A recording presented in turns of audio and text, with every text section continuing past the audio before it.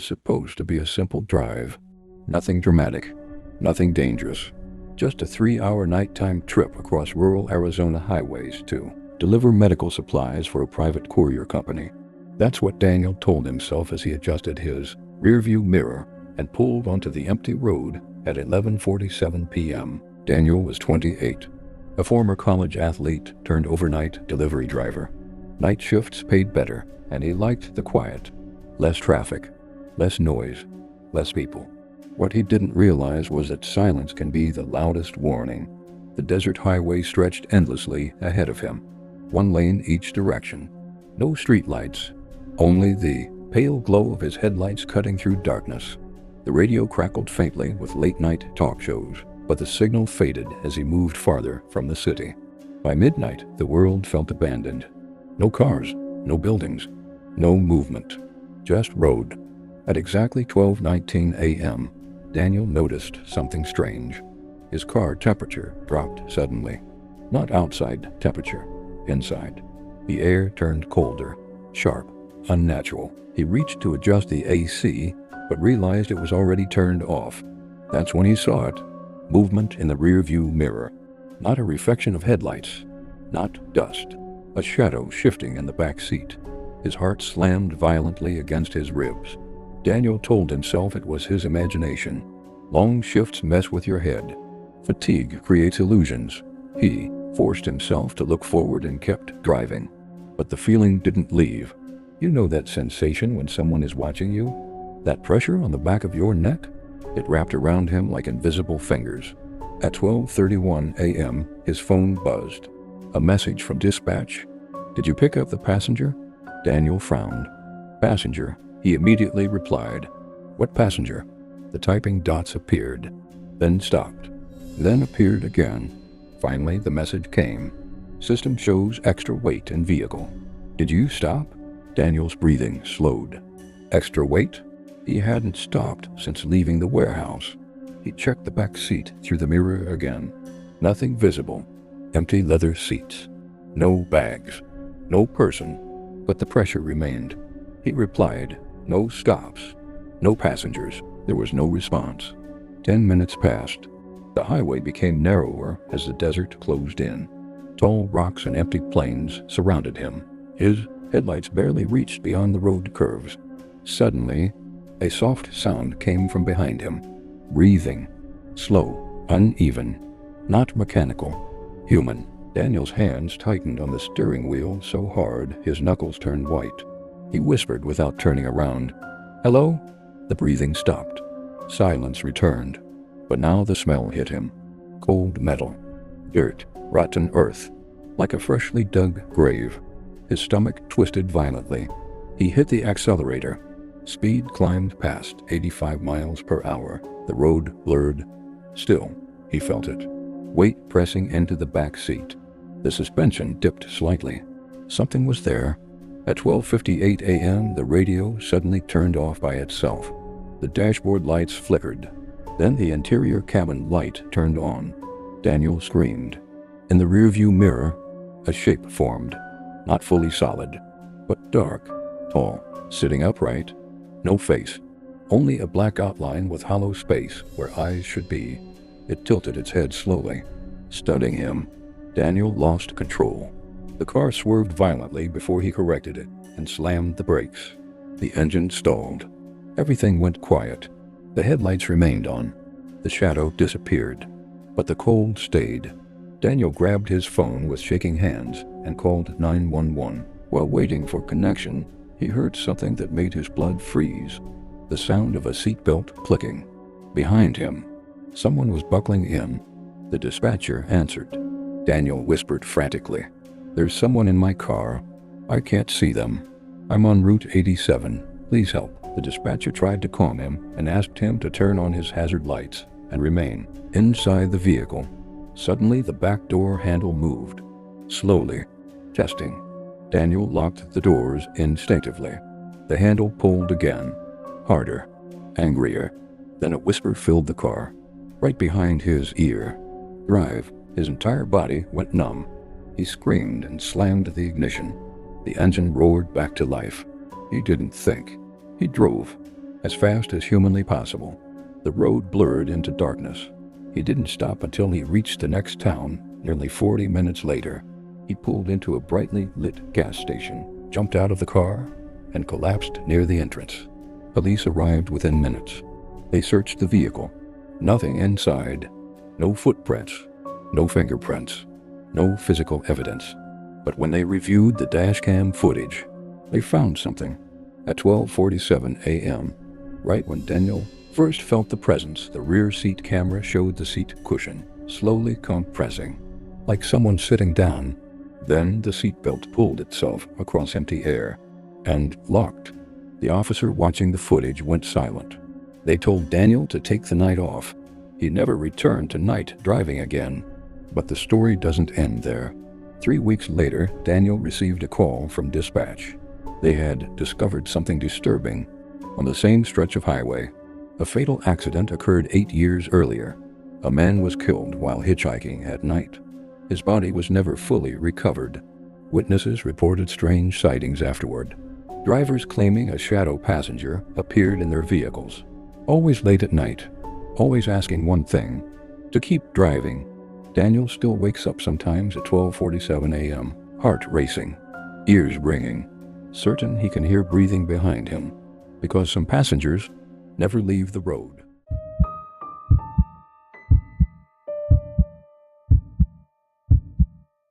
Jacob never liked night driving, but when your job depends on deliveries being on time, fear becomes optional. He was 34 years old, married, and working as a regional supply driver in southern Nevada. On this particular night, he had one final delivery: medical equipment that needed to reach a rural clinic before morning. The GPS route sent him through a long stretch of desert highway, 2 lanes, no streetlights, no towns for miles.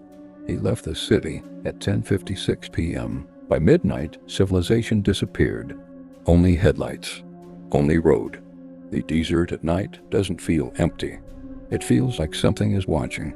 At 12:21 a.m., Jacob noticed headlights behind him. Far back, single vehicle, nothing unusual, until he stayed there. Same distance, same speed, no attempt to pass, no lane change. 10 minutes passed. Still there. Jacob slowed slightly. The vehicle slowed too. He speeded up. They matched him again. A cold feeling settled into his stomach. He switched lanes briefly to test it. The car followed. That's when Jacob knew this wasn't coincidence. At 12:38 a.m., the headlights flashed once, then twice. Not bright, quick flashes. A signal. Jacob ignored it. Then the car moved closer. Close enough now that he could see the outline. Old pickup truck. Dark color. No visible license plate. The headlights flickered unnaturally. Jacob's heart began beating harder. The truck pulled up beside him. Window down. A man leaned halfway out. Tall. Skinny. Face pale under dashboard light. The man smiled. Not friendly. Wrong. Too wide. He shouted something, but the wind swallowed the words. Jacob shook his head and kept driving. The truck fell back again, but it didn't leave. For the next 20 minutes, it followed. No radio signal, no cell service, only desert and darkness. Then Jacob saw it. Ahead on the road. Hazard lights. A car stopped on the shoulder. Trunk open. Jacob slowed instinctively, then froze. The pickup truck behind him suddenly accelerated. It swerved around Jacob and pulled over behind the stopped car. The man jumped out and opened Jacob's passenger door. Jacob screamed and hit the gas. The door slammed shut just in time. His tires screeched as he sped away. In the mirror, he saw it. The stopped car was empty. No driver. No hazard lights blinking anymore. Just darkness. And the pickup truck turning around, chasing him. Jacob pushed the accelerator to the floor. Speed climbed past 95 miles per hour. The truck stayed behind him, matching speed, closing distance. Headlights flashing rapidly now. Angry, threatening. Jacob's hands shook violently. Sweat soaked his shirt. His GPS finally picked up signal again. Next rest stop, 12 miles. He prayed. The truck suddenly swerved closer, almost hitting his rear bumper. Jacob screamed. Then something horrifying happened.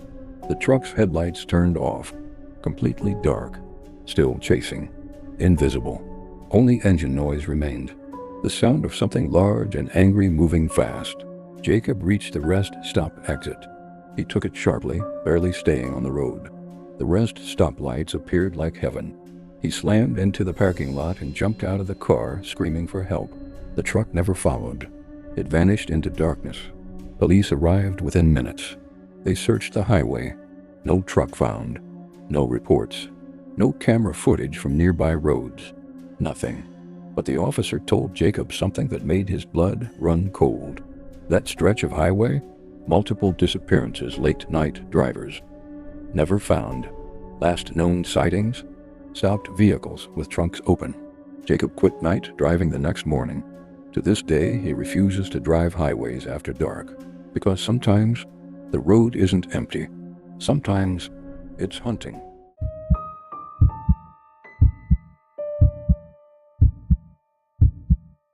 Ryan had always trusted police officers. That trust almost got him killed. It was a cold October night in northern Georgia when Ryan finished visiting his sister and started the 2-hour drive back home.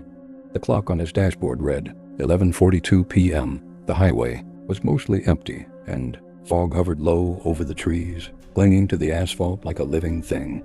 He rolled his windows up and turned the radio low. The night felt heavier than usual, quiet in a way that made your chest feel tight. At 12:07 a.m., he noticed flashing blue lights in his rearview mirror. Police. Ryan sighed and pulled over immediately. He hadn't been speeding. He hadn't swerved. But sometimes, officers ran random checks. He parked on the shoulder, engine off, hands on the steering wheel like he'd been taught. The police cruiser stopped behind him, lights still flashing, but something felt off. The officer didn't get out right away. 1 minute passed, then 2.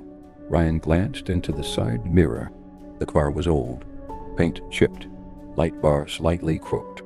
No visible unit number on the door. A tall figure finally stepped out. The man walked slowly toward Ryan's driver's side window. Too slowly. His uniform looked almost real. Dark blue shirt, badge pinned to chest, but it didn't sit right.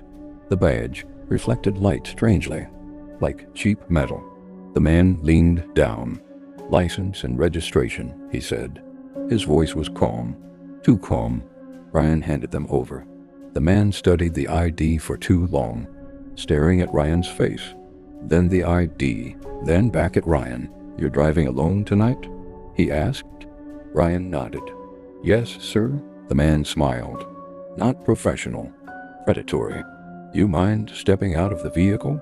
Ryan hesitated. Every instinct told him something was wrong. But this was a cop, right? He opened the door slowly. The moment his feet touched the ground, the man's tone changed. "Put your hands behind your back." Ryan froze. "For what reason?" he asked. The man's eyes hardened. "I don't need to explain myself." Ryan stepped backward instinctively. That's when he saw it. The cruiser's back seat. No cage divider. No equipment inside. No radio mounted properly. This wasn't a police car. Ryan turned and ran. The man cursed and lunged forward, grabbing Ryan's jacket. Ryan ripped free and sprinted down the shoulder of the highway, heart pounding violently. The man chased him, boots slamming against asphalt. Ryan ran into the tree line, crashing through branches, thorns tearing his arms. He didn't stop. He didn't look back. After nearly 10 minutes of running blindly through darkness, he collapsed behind thick bushes and forced himself to stay silent. He heard the engine. The fake cruiser drove slowly along the highway shoulder, searching, lights sweeping. Then it stopped. The engine turned off. Silence returned. Ryan stayed hidden for nearly an hour before slowly making his way back to the road. The car was gone. He flagged down a real passing truck and called police.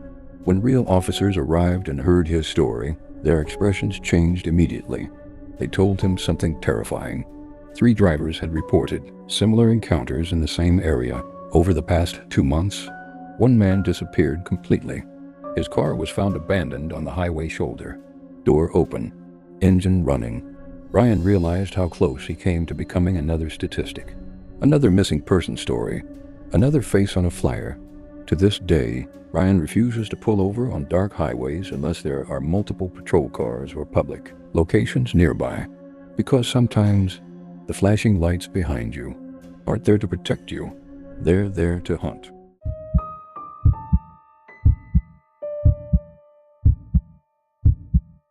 It was a late November night in rural Pennsylvania when Laura's nightmare began. She had been driving home from a work conference in Harrisburg. The conference ended late, almost 10:45 p.m., and she had a long 2.5-hour drive ahead. Her route took her through winding country roads far from the highway, with only the occasional farmhouse or dim streetlight to break the darkness. Lavra was 30, a project manager for a tech company. She was independent, responsible, and cautious, traits that would soon save her life. The night was unusually foggy. Low-lying mist rolled across the asphalt, giving the road an eerie glow in her headlights. Her car's engine hummed steadily.